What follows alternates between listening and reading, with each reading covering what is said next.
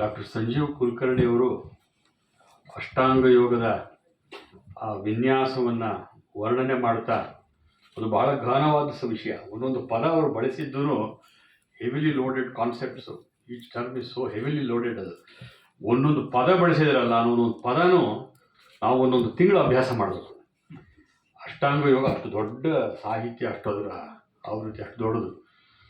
ಅಷ್ಟನ್ನು ಸರಳವಾಗಿ ತಂದು ನಮಗೆ ಆ ಕಲ್ಪನೆಯನ್ನು ತಂದು ನಮ್ಮ ಮುಂದೆ ಇಟ್ಟು ಗಾಂಧೀಜಿಯವರ ಏಕಾದಶಾವ್ರತ 11 ವೋವ್ಸ್ ಆಫ್ ಮಹಾತ್ಮ ಗಾಂಧಿ ಏನಿದೆ, ಗಾಂಧಿಯವರು ಅವರ ಆಶ್ರಮ ಜೀವನಕ್ಕಾಗಿ ಏನು ರೂಪಿಸಿಕೊಂಡಿದ್ರು ಅದರೊಳಗೆ ಹೇಗೆ ಅಷ್ಟಾಂಗ ಯೋಗ ಅಡಗಿದೆ ಅನ್ನೋ ತತ್ವವನ್ನು ಅದ್ಭುತವಾಗಿ ನಮ್ಮ ಡಾಕ್ಟರ್ ತಿಳಿಸ್ಕೊಟ್ಟಿದ್ದಾರೆ.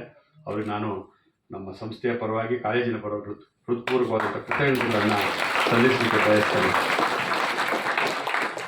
ಇದು ಸರಳತೆಯ ಕಡೆಗೆ ಎಲ್ಲದಕ್ಕೂ ಈಗ ಪರಿಹಾರ ಅನ್ನೋಂಥ ಮಾತು. ಸರಳತೆ ಅಂತಂದರೆ ಫ್ರೂಗಲ್ ಲಿವಿಂಗ್, ಮಿನಿಮಲಿಸ್ಟಿಕ್ ಲಿವಿಂಗ್. ನಮಗೆ ಎಷ್ಟು ಬೇಕೋ ಅಷ್ಟರಲ್ಲಿ ನಾವಿರುವಂಥದ್ದು. ಇವತ್ತು ದುರಂತ ಏನಾಗಿದೆ, ಈ consumerism is overtaking all of us. ಈ ಬಾಕುತನ, ಬೇಕು ಬೇಕು ಬೇಕು ಅನ್ನುವಂಥದ್ದು. ಒಂದು ಐಫೋನ್ ಇದ್ದರೆ ನೆಕ್ಸ್ಟ್ ಯಾವುದಾದ್ರೂ ಹೈಯರ್ ಇದು ಬಂದರೆ ವರ್ಷನ್ ಬಂದರೆ ನನಗಿದು ಬಿಸಾಕಬೇಕು ಅನಿಸುತ್ತೆ, ಇನ್ನೊಂದು ತಗೋಬೇಕು ಅನಿಸುತ್ತೆ. ಈ ಬೇಕುತನ ಇದೆಯಲ್ಲ, ಬಾಕು ಎಲ್ಲವೂ ಇದು ನಮ್ಮನ್ನು ಹಾಳು ಮಾಡ್ತಾ ಇರುವಂಥದ್ದು. ಅದರಿಂದ ಒಟ್ಟಾರೆ ಜೀವನ ದೃಷ್ಟಿ ಬೆಳೆಸ್ಕೊಂಡ್ರೆ ನಮಗೆ ಸರಳತೆಯ ಮೌಲ್ಯ ಗೊತ್ತಾಗ್ತದೆ. ಆಗ ಅಷ್ಟಾಂಗ ಯೋಗ ನಮ್ಮ ಜೀವನದೊಳಗೆ ಬಂದು ಹೊಕ್ಕೆ ಸೇರಿಕೊಳ್ತದೆ. ಇಲ್ಲದೆ ಹೋದರೆ ನಮ್ಮ ಡಾಕ್ಟರ್ ಸಂಜೀವ್ ಕುಲಕರ್ಣಿ ಅವರು ಹೇಳ್ದಂಗೆ ಬರೀ 18% ಯೋಗ ನಮಗೆ ಸಿಗ್ತದೆ. ಅದು ಏನೋ ಬೆಳಗ್ಗೆ ಎದ್ದು ಯೋಗ ಕ್ಲಾಸ್ಗೆ ಹೋಗಿ ಆ ಆಸನಗಳೆಲ್ಲ ಪ್ರಾಕ್ಟೀಸ್ ಮಾಡಿ ಬಂದರೂ ಕೂಡ ನೀವೇನು ಯೋಗದ ಭಾಳ ಬೆನಿಫಿಟ್ ಪಡ್ಕೊಂಡ್ಬಿಟ್ಟಿದ್ದೀರಿ ಅಂತ ಅನ್ಕೋತೀರಿ. ಆದರೆ ನಿಜಾರ್ಥದ ಯೋಗದ ಬೆನಿಫಿಟ್ ಬರೀ ಟು ದಿ ಎಕ್ಸ್ಟೆಂಟ್ ಆಫ್ 18%. ಅದನ್ನು ಅವರು ಮಾರ್ಮಿಕವಾಗಿ ಹೇಳಿದ್ದು. ಹಾಗಾಗಿ ಇದೊಂದು what you call it's a holistic and totalistic approach ಇರಬೇಕು ಯೋಗಕ್ಕೆ ಅನ್ನುವ ಮಾತು ಅವರದ್ದು. ಭಾಳ ಅದ್ಭುತವಾಗಿ, ಪ್ರಾಯಶಃ ಇಷ್ಟು ಅಲ್ಪ ಸಮಯದಲ್ಲಿ ಇಷ್ಟು ಚೆನ್ನಾಗಿ ಅದು ನಮ್ಮ ಸರಳ ರೀತಿಯಲ್ಲಿ ತಿಳಿಸ್ಕೊಟ್ಟಿದ್ದಕ್ಕಾಗಿ ನಾನು ಡಾಕ್ಟರ್ ಸಂಜೀವ್ ಕುಲಕರ್ಣಿ ಅವರಿಗೆ ನಾನು ಅಭಿನಂದಿಸ್ತೇನೆ. ಅವ್ರಿಗೆ ಗಾಂಧಿಯವರ ಭಾಳ ಒಳ್ಳೆಯ ವಿಚಾರವನ್ನು ಅವ್ರು ಹೇಳಿದರು. ನಮಗೆ ಇದು ಶ್ರಮ ಸಂಸ್ಕೃತಿಯ ದೇಶ. ಇಲ್ಲಿ ಯಾವುದು ಕೀಳಿಲ್ಲ, ಯಾವುದು ಮೇಲಲ್ಲ. ಎಲ್ಲ ಕೆಲಸಗಳು ಕೂಡ ಯಾರು, ಗಾಂಧಿಯವರೇ ಒಂದು ಕಡೆ ಹೇಳ್ತಾರೆ, ಯಾರು ತನ್ನ ಕೆಲಸವನ್ನು ತಾನು ಮಾಡ್ಕೊಳಕ್ಕೆ ಪ್ರಾರಂಭ ಮಾಡ್ತಾನೆ ಅಂದಿನಿಂದ ಅವನು ಸ್ವಾವಲಂಬಿ ಆಗ್ತಾನೆ, ಅವನು ಬಿಡುಗಡೆ ಹೊಂದುತ್ತಾನೆ. ಅದೇ ತನ್ನ ಕೆಲಸವನ್ನು ಇನ್ನೊಬ್ಬರಿಂದ ಮಾಡಿಸುವ ಯತ್ನ ಮಾಡಿದ ಕ್ಷಣದಿಂದ ಶೋಷಣೆ ಅನ್ನೋದು ಪ್ರಾರಂಭ ಆಗುತ್ತೆ. ನೀವು ನೋಡಿ, ಪ್ರಾಕ್ಟೀಸ್ ಮಾಡಿ ನೋಡಿ ಮನೆಯಲ್ಲಿ. ನಿಮ್ಮ ಕೆಲಸ ನೀವು ಮಾಡ್ಕೊಳ್ಳೋಕೆ ಆರಂಭ ಮಾಡಿ ನೋಡಿ, ಅದರಿಂದ ಸಿಗುವಂಥ ಆನಂದ ಎಷ್ಟು ಅನ್ನೋದು. ಹಾಗಾಗಿ ಇವೆಲ್ಲವೂ ಕೂಡ ಯೋಗದ ಒಂದು ಭಾಗ. ಯೋಗಮಯ ಜೀವನ ಆಗಬೇಕು ನಮ್ಮದು ಅನ್ನುವಂಥದ್ದು ಅವರು ಬಹಳ ಚೆನ್ನಾಗಿ ಹೇಳಿದರು. ಆರಂಭದಲ್ಲಿ ಹೇಳಿದ್ರು ನೋಡಿ, ಗ್ಲೋಬಲ್ ವಾರ್ಮಿಂಗು, ಕ್ಲೈಮೇಟ್ ಚೇಂಜ್ ಇವೆಲ್ಲ ನಮ್ಮನ್ನು ಕಿತ್ತು ತಿಂತಾ ಇರುವಂಥದ್ದು. ಇದೆಲ್ಲ ಯಾವುದೇ ಒಂದು ವಿಶ್ವಮಟ್ಟದ ಒಂದು ಜಾಗತಿಕ ಮಟ್ಟದ ಸಮಸ್ಯೆಗಳಿಗೆಲ್ಲ ಪರಿಹಾರ ಏನು ಅಂತಂದರೆ ವ್ಯಕ್ತಿಗತ ನೆಲೆಯಲ್ಲಿ ನಾವು ಹುಡುಕೊಳ್ಬೇಕು. Be the change you wish to see in the world, ಗಾಂಧಿಯವರು ಹೇಳಿದ್ದು. ನಮ್ಮಲ್ಲಿ ಬದಲಾವಣೆಯನ್ನು ತರುವಂಥ ಕೆಲಸ ನಾವು ಮಾಡಿಕೊಂಡಾಗ ಖಂಡಿತವಾಗಿಯೂ ಒಳ್ಳೆಯದಾಗ್ತದೆ. ನಾನು ಕಡೆಯಲ್ಲ ನಮ್ಮ ಮಕ್ಕಳಲ್ಲಿ ಕೇಳ್ಕೊಳ್ಳೋದಿಷ್ಟೇ,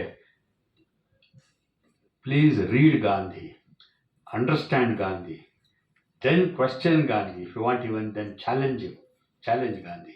But without studying him, don't pass comments. ನಾನಾದರೂ ಅಂದ್ಕೊಡೋದು, ಭಾರತ ಬಿಟ್ಟು ಗಾಂಧಿ ಇಲ್ಲ, ಗಾಂಧಿ ಬಿಟ್ಟು ಭಾರತ ಇಲ್ಲ. ಈ ಭಾರತದ ಭವ್ಯ ಪರಂಪರೆಯ ಎಲ್ಲ ಮೌಲ್ಯಗಳನ್ನು ಇವತ್ತು ನಮ್ಮ ಡಾಕ್ಟರ್ ಸಂಜೀವ್ ಕುಲಕರ್ಣಿ ಮಾತಾಡಿದ್ರಲ್ಲ, ಅದಷ್ಟು ಭಾರತೀಯ ಪರಂಪರೆ ಅದು. ಗಾಂಧಿಯವರೇ ಹೇಳಿದರು, ನಾನು ಯಾವುದು the values that I have been adhering to or trying to follow, they are as old as the hills. ಈ ಗುಡ್ಡಗಾಡುಗಳಷ್ಟೇ ಹಳೆಯದು, ಅಷ್ಟೇ ಸತ್ಯ ಅನ್ನುವಂಥದ್ದು. ಹಾಗಾಗಿ ಮಕ್ಕಳೇ, ನಾನು ನಿಮ್ಮಲ್ಲಿ ಕೇಳ್ಕೊಳ್ಳೋದೇನೆಂದರೆ, if you understand, if you read Gandhi, if you understand Gandhi, you will be truly understanding the soul of India. ಗೊತ್ತಾಯ್ತಲ್ಲ? ಅದಾದಾಗ ನೋಡಿ, ಅವರ ಆಶ್ರಮ ಜೀವನ ಯಾರು ನಡೆಸ್ತಾ ಇದ್ರು, ಗಾಂಧಿ ಅವ್ರನ್ನ ದೇವರ್ ಬ್ಲೈಂಡ್ ಫಾಲೋಯರ್ಸ್. ಆ ಕಾಲದಲ್ಲಿ ಯಾರು ವಿದ್ವತ್ತಿನ ಜನ ಇರಲಿಲ್ಲ, ಎಲ್ಲ ಬಡ ಜನ, ಅನಕ್ಷರಸ್ಥ ಜನ. ಆದರೆ ಗಾಂಧಿಯವರ ಈ ಆಶ್ರಮದ ಎಲ್ಲ ತತ್ವಗಳನ್ನು ಪಾಲಿಸ್ತಾ ಇದ್ರು.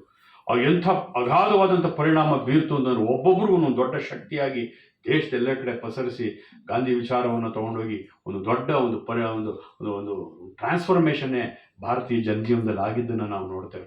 ಆ ಕಾರಣದಿಂದ ಸ್ನೇಹಿತರೆ, ಇವತ್ತು ಯೋಗ ಮತ್ತು ಗಾಂಧಿ ಅನ್ನುವ ಏನು ಈ ಪ್ರವಚನ ಆಗಿದೆ ಅದರಲ್ಲೂ ಮಕ್ಕಳು ಭಾಳ ಒಳ್ಳೆಯ ಪ್ರಶ್ನೆಗಳನ್ನು ಕೇಳಿದರು, ಒಳ್ಳೆಯ ವಿಚಾರಗಳು ಕೂಡ ಡಾಕ್ಟರ್ ನಮ್ಮ ಮುಂದೆ ಪ್ರಸ್ತುತಪಡಿಸಿದರು.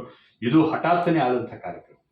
ನಮಗೆ ನಮ್ಮ ಪ್ರೊಫೆಸರ್ ನೋಟ್ಕರ್ ಸತೀಶ್ ಅವ್ರಿಗೆ ನಾನು ಅಭಿನಂದಿಸಬೇಕು, ನಮ್ಮ ಮಹದೇವ್ ಅವ್ರಿಗೂ ಕೂಡ ಅಭಿನಂದಿಸಬೇಕು, ಹಾಗೆ ನಮ್ಮ ನಾರಾಯಣ ಅವರು ಕೂಡ ಬಿಡುವು ಮಾಡಿಕೊಂಡು ಇವತ್ತು ಬಂದು ಆ ಕಾರ್ಯಕ್ರಮವನ್ನು ಚಂದ ಮಾಡಿದ್ದಾರೆ. ಇದಕ್ಕೆಲ್ಲ ನಮ್ಮ ಹಿಂದಿನ ಸ್ಫೂರ್ತಿ ನಮ್ಮ ಗಾಂಧಿ ಭವನದ ಟ್ರಸ್ಟಿಗಳಾದಂಥ MC ನರೇಂದ್ರ ಅವರು ಮಕ್ಕಳಿಗೆ ಬಹಳ ಅನುಕೂಲ ಆಗ್ತದೆ, ಈ ಕ್ಷಣವೇ ನೀವು ಮಾಡಬೇಕು ಅಂತ ಹೇಳಿದ್ರು. ನಿನ್ನೆ ಹೇಳಿ ಒಂದು 24 ಗಂಟೆಯಲ್ಲೇ ಈ ವ್ಯವಸ್ಥೆ ಮಾಡಿದಂತೆ, ಕಾರಣ ಭಾಳ ಅಚ್ಚುಕಟ್ಟಾಗಿ ನಡೆದಿದೆ. ನನಗಂತೂ ತುಂಬ ಸಮಾಧಾನ ತಂದಿದೆ. ಮತ್ತು ಎಲ್ಲರೂ ಕೂಡ ನೀವು ಏಕಾಗ್ರತೆಯಿಂದ ಕೇಳಿದ್ದೀರಿ, ಇದರಿಂದ ನೀವು ಫಲ ಪಡ್ಕೊಂಡಿದ್ದೀರಿ ಅನ್ನುವಂಥ ಒಂದು ಅಭಿಪ್ರಾಯಕ್ಕೆ ನಾನು ಕೂಡ ಬಂದಿದ್ದೇನೆ. ಹಾಗಾಗಿ ಪ್ರತಿಯೊಬ್ಬರಿಗೂ ಕೂಡ ನಾನು ಹಾರ್ದಿಕವಾಗಿ ಅಭಿನಂದಿಸಿ ನನ್ನ ಮಾತು ವಿರಾಮ.